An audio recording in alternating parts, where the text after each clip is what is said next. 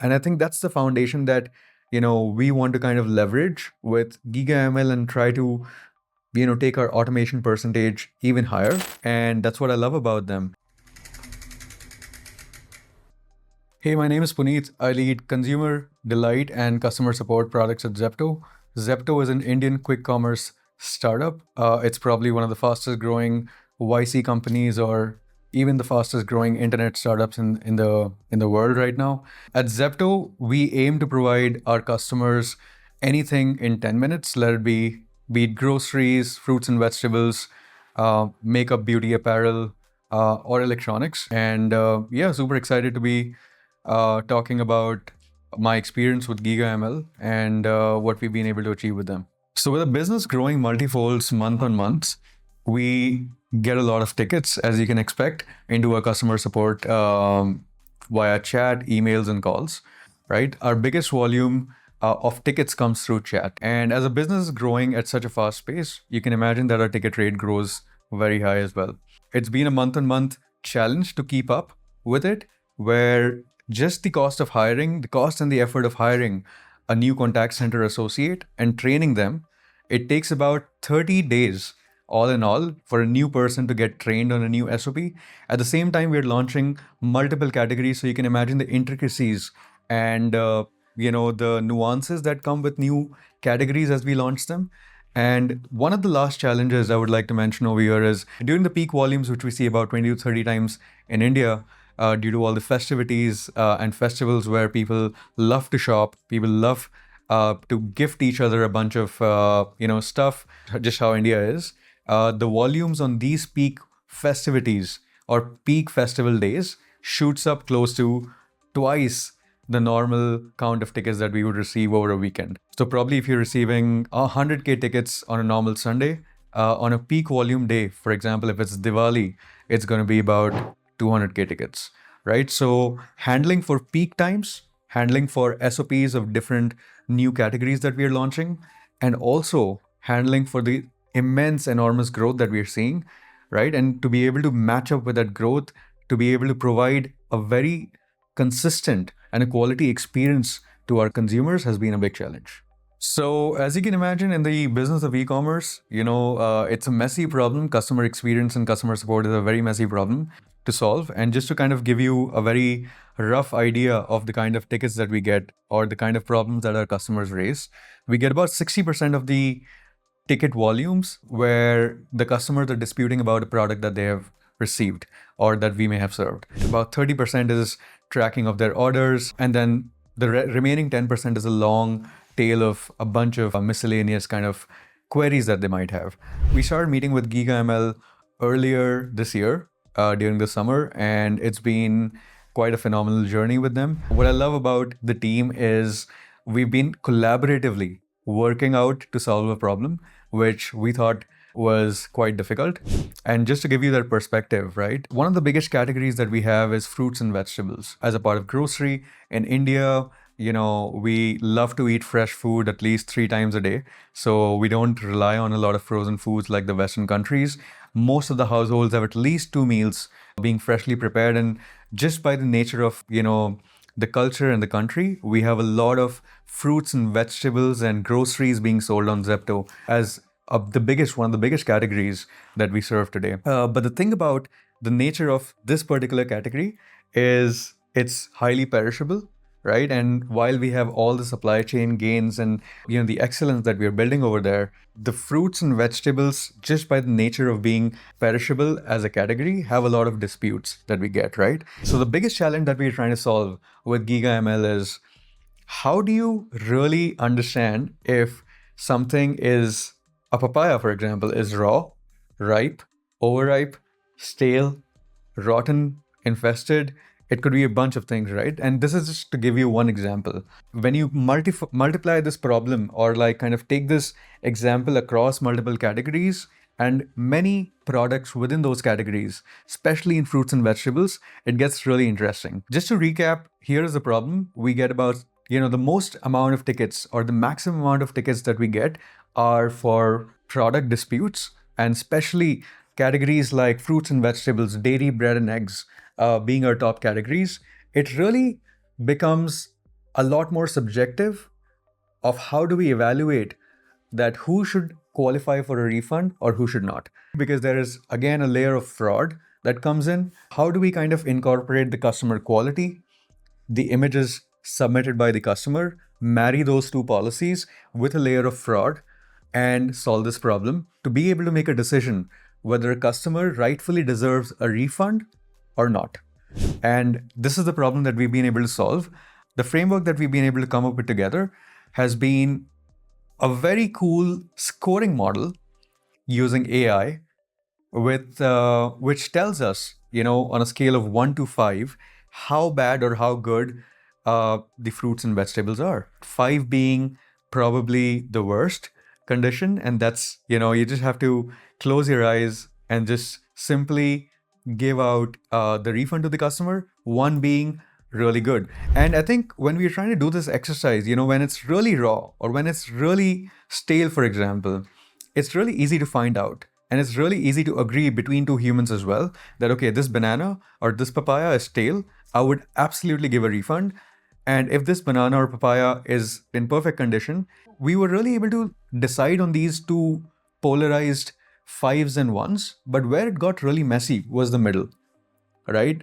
For example, I was talking to Isha, one of the founders of GigaML, and we were just going through a bunch of sample of these, disputes that customers were raising. And one of the great examples was this apple, which had a little bit of a blemish or like a dark spot, which, is very, very common in apples and fruits and vegetables, when they're being transported or when they're even like being harvested from the trees, you get a little blemish, you get a little spot.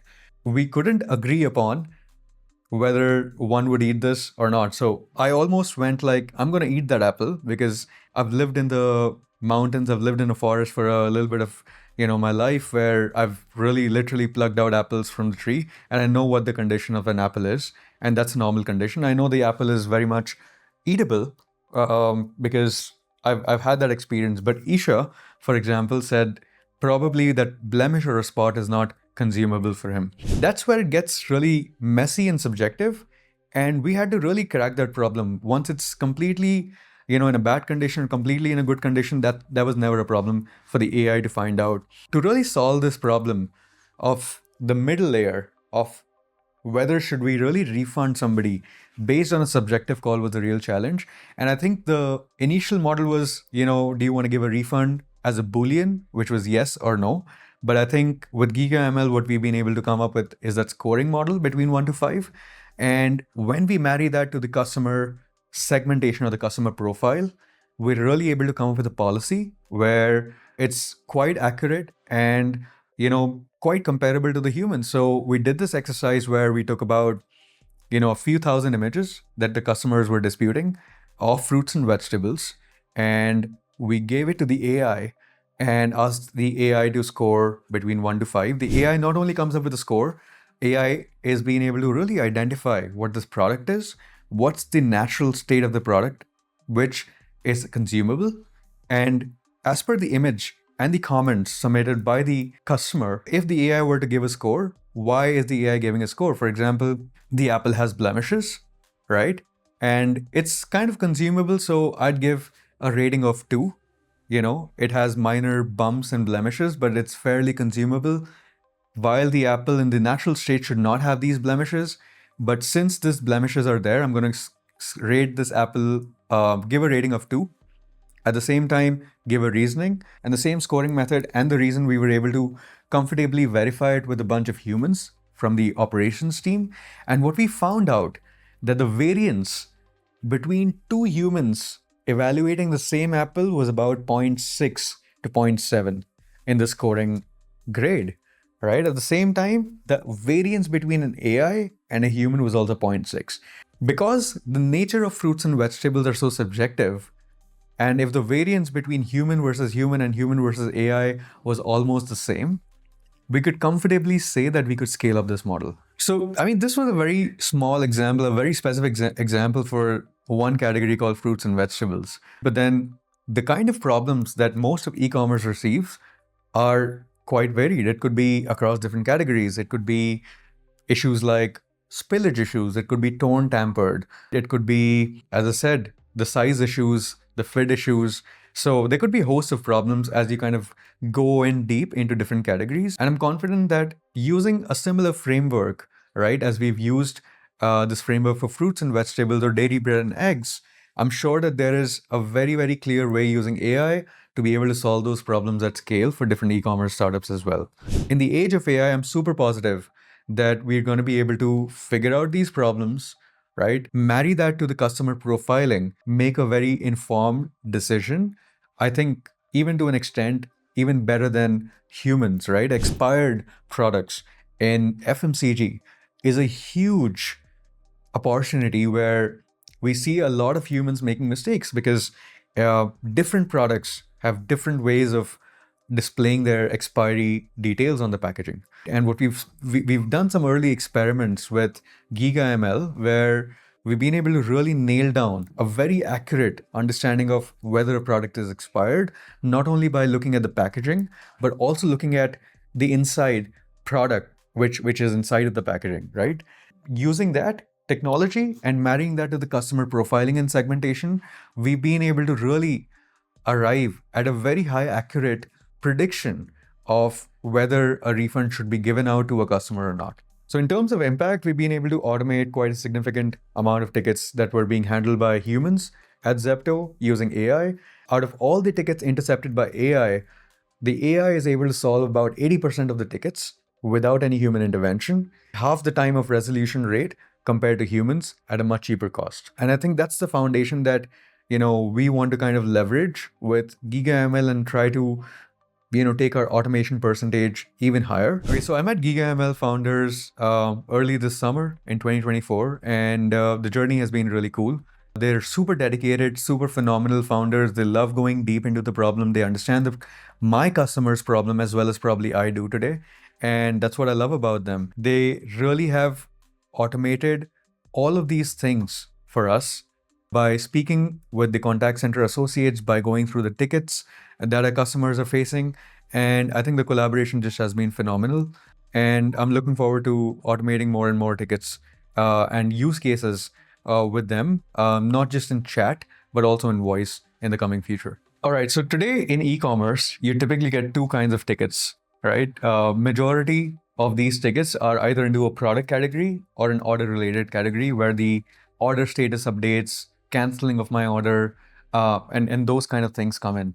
If you think about it, if you really look at how today we've been solving these tickets or customer problems using, humans, the human really does four steps essentially. Trying to classify what the issue is or what the consumer's problem is, refer to a rule set, right? Refer to the customer segmentation or profiling, and then eventually take actions. I think with using AI and the technologies that we have today, along with some deterministic models of who the customer is and how to kind of treat them with those deterministic rule sets in customer profiling, once we marry these two, I think it can be a really, really good experience for some really loyal customers as well as like deter fraud customers at the same time. For example, if I know that this customer is a really loyal customer, is a VIP customer, or if I know, for example, if this is a really good segment customer for me, it's a loyal customer, shops at Zepto or DoorDash very frequently, right? Does not abuse the system as much. And I could really identify and group this customer into a top tier customer segment. I would want to give a delightful journey, right? Or delightful experience to that customer, even though a fruit and vegetable is probably maybe just a score of between the score of 1 to 5 is a 3, which is a super subjective, score given by the AI. I would still want to give this customer a refund or maybe a replacement for that product, right? Just to kind of make sure that the customer really gets what they want. They really came to my platform to use the product and I want to be able to serve them, right? Versus a customer who is probably a D segment customer and, abuses the system a little bit, not a fraud per se, but kind of comes and raises a bunch of tickets and seeks a lot of refunds. At a score of 3 given by the AI, I might still want to deter them a little bit, or I might want to discourage them a little bit to give them easy replacements or refunds. I feel that with the age of AI and some deterministic models like customer profiling, customer segmentation, and the rule set that we built, all the e-commerce startups can leverage this combination to really create delightful experiences for their top tier customers and their VIP customers, and does impact retention in a big way.